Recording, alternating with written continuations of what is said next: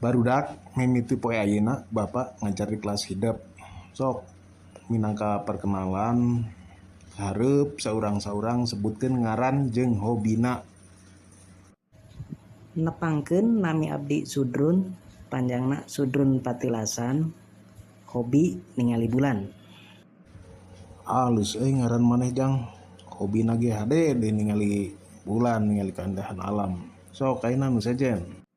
Nepangkeun nami abdi Ocat, panjangna Ocat Pertelaki Nayungan Pertiwi, hobi sami sareng Sudrun ningali bulan. Sarua ngaran maneh oge alus. Hobi oge sarua deui jeung si Sudrun. Sok ayeuna nu sejen. Nepangkeun nami abdi Udin, panjangna Udin Gonjales, hobina sami sareng sadaya nu atos-atos nyaeta ningali bulan. Ngaran maneh oge alus siga urang Brazil aya Gonjalesan. Ngan nu jadi pertanyaan Bapak, nah kunaon barudak lalaki kabeh karesepna nempo bulan? Cik ayeuna giliran budak awewe. Sok maneh kahareup gelis. Nepangkeun nami abdi Bulan, panjangna Bulan Sutena, hobina renang nganggo bikini. Painya Sudrun, kunaon maneh karek datang? Jam sabaraha ieu teh? Geus rek jam 9. Eta Pak, tadi teh nuju di jalan aya ibu-ibu kaicalan artos 100.000. Oh, jadi maneh teh mantuan heula neangan duit si ibu etanya. Ah henteu Pak, Nah, geuning maneh bisa kaberangan ari teu mantuan mah. da bongan si ibuna teu uyuh-uyuh, aya we kukuringan neangan artosna.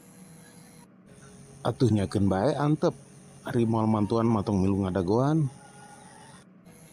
Pan ku abdi artosna ditincak. Cad, urang boga tatarucingan sia. Tatarucingan naon lah, pasti geus basi, geus arapal batur nu tatarucingan maneh mah Dun. Ih, beda ieu mah, pasti maneh ge mah bisa ngajawab geura. Sok kumaha tatarucinganana lah. Naon sababna anjing lompat lamun dibaledog ku urang sok ngalieu ka tukang? Ah, nya pasti da sieun ka baledog. Lain eta jawabanana, salah. Naon atunya ke urang pikiran heula. Geus taluk we lah. Nya geus lah rek taluk. Naon atuh jawabanna Dun?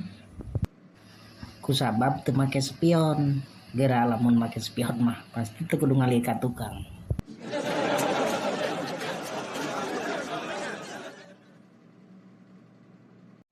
Run, uing ge boga sia tatarucingan mah. Kumaha tarucingan? Bodas panjang umpatna tarik naon cing? Babari atuh nu kitu mah. Jawabanna paling ge kareta api di perbannya. Bener nyahoan maneh mah. Nyahoan heueuh uing mah. Ayeuna uing ngeuncan hideung leutik lamun disindrek neungeul naon tah? Ke naon nya urang mikir heula. Sireum lain emanya sireum neungeul. Virus atuh. Salah, komo virus meni jauh. Naon atuh Dun? Taluk lah uing mah nihara rese. Jawabanna nyaeta harang dina irung satpam. Sok cobaan kumaneh sindrek abang teu neungeul.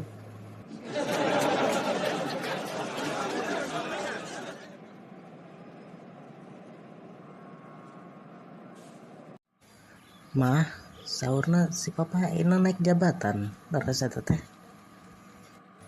Bener jang, malahan ayeuna mah si papa diberi inventaris mobil sagala.